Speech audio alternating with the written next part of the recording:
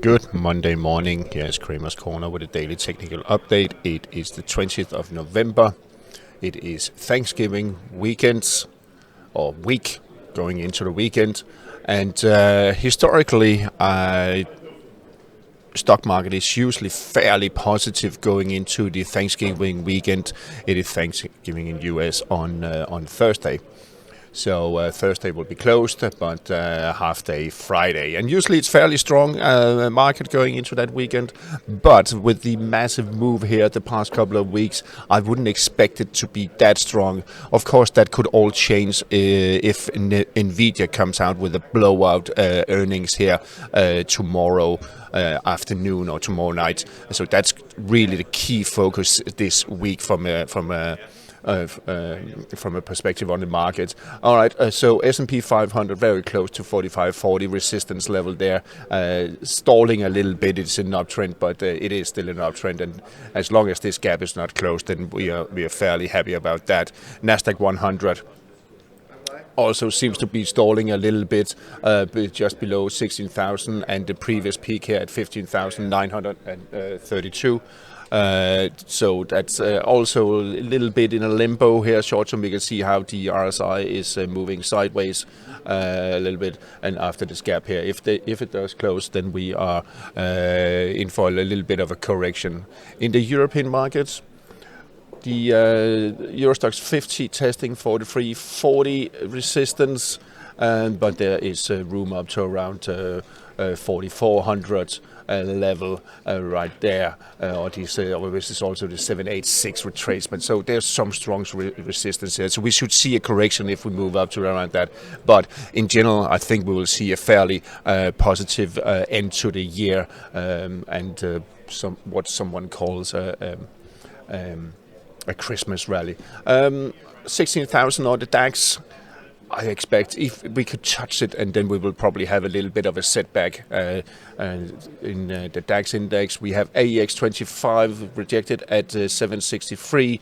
A little bit of setback, but very strong support here now at 750. So short-term range bound, but I think maybe not this week, but at least next week we'll move higher again, depending on what the mood is for investors this week, of course. 35.75 resistance here on the Belgian markets. I'm not quite sure it will be tested. It seems a little really struggling here below the cloud and just hovering around the 55 moving average.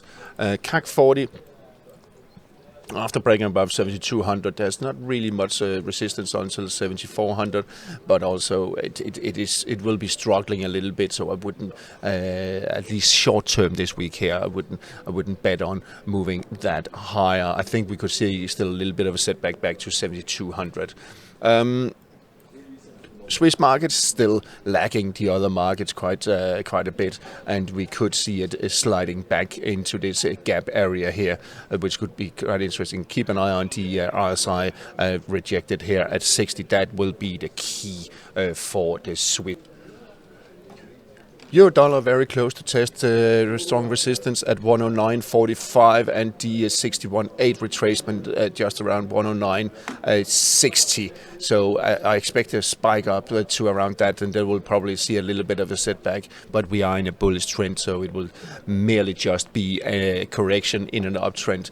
RSI is still bullish, no divergence. A little bit stretched though, above 70. But I think we'll test these levels there. Maybe then have a setback, and let's see what will happen after that. Cable. After a little bit of a correction, keep an eye on 125.46 and also around 126. We need to get above this 100 moving average, declining here, but we are above the cloud. We are in a bullish trend. The RSI seems to be stalling a little bit, so it is a little bit of a sign of weakness. Keep your stops tight, but I think we will move to 125.5, possibly 126. Really strong key resistance at 127.46, but it will take a little bit while before we actually get up there. But look out for these resistance levels there. Dollar yen has, as we speak, broken below key support at 149, and I think we'll see a move down to around 147.30 is level where there's some support. I don't think we will move much lower than that. We have the 100 moving average coming up there, giving some support. Still the RSI above 40, but I think it will break below 40, possibly today if we move a little bit lower. So the closing today could be quite key, but a correction time. And here we have let's call it a little bit of a double top, and we can actually say, well, okay, then how low could we drop? And that would be something like that's 200%. We should actually take out the value here, so that's a little bit less. So that's around 146.5 potentially. Not quite sure we'll get all the way down to that really, but let's see. The euro-yen also correction after topping out just above 164 medium term, and let's have a look at the weekly because that's quite interesting. Medium term, there's still room up to around 169, 170, but this is a correction, and it could be a larger one. RSI still bullish. There's no divergence, indicating after correction we could move higher on euro-yen. But if we could see a correction at least down to 161.80, 75.80, we are almost there. Not only about a half a pip from it. So. A big figure from it. So, but we could drop down to the lower rising trend line and the 61.8 retracement right around here. So at the 160.25 level, and then I think we'll see a larger, a strong bounce higher. Aussie yen. Really some range trading every time it breaks a level, then a range trading get rejected there at 98.55, support at 96.80. Which I believe will be tested. If it does break below that level, well, then we could see it moving all the way to 96. And we had a very strong move in Aussie dollar this morning. 66 on the Aussie dollar is the next key resistance. We have the 200 moving average coming down there, but there could be further upside. Especially after we have the RSI back above the 60 level. So move up to around 67 is not unlikely. And finally, having a look at the dollar index, currently testing the 200 moving average. We are in a bearish trend, as mentioned last week, so rejected here at 104.39, support around 102.86, 103, and I think we will test that, and then we'll probably see a larger bounce. Gold got rejected at the 786 retracement at 1992, 1993, and is hovering around the 61.8 retracement. We could see it moving back a little bit to around 1960, but in general we are in an uptrend. Bullish RSI, no divergence, but for now it seems like struggling a little bit, so expect a bit of a correction. If it does take out the peak here at 1993 and a change, if it takes out that, then I will expect a move towards 2040 level, the 138.2 projection of this correction here. So that's really a level to look out for. On the silver, what was interesting Friday, it could not close above for 2 days straight, Thursday and Friday. Couldn't close above this 23, 77, 78 resistance, this resistance level, and also the falling trend line. So a little bit of a setback, expect that, but I think we'll move higher because we have the RSI, which is actually above 60, closed above 60. So it's in a positive sentiment, but it's struggling a little bit. But we have also the moving averages slowly turning around. So the underlying sentiment seems to be shifting more and more towards bullish.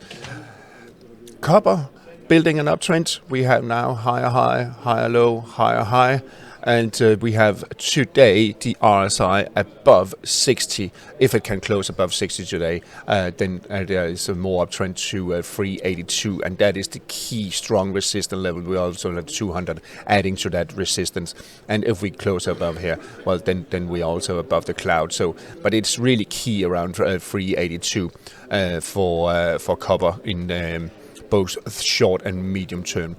On the energy side, it seems like we have finally found a floor in the oil market, the crude oil market.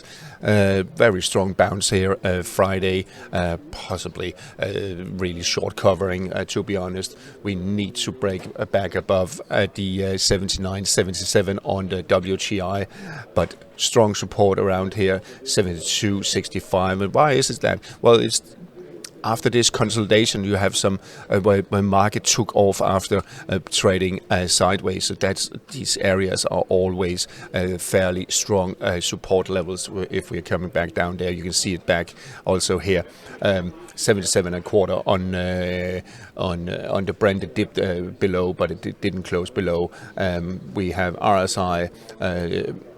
Slowly moving above 40, still in a negative sentiment, but it seems like there's a bit of a divergence there, so we could see a bit of a bounce. We could also very quickly just draw a little bit of a trend line to see what will it break it above it. It's not the strongest one, of course.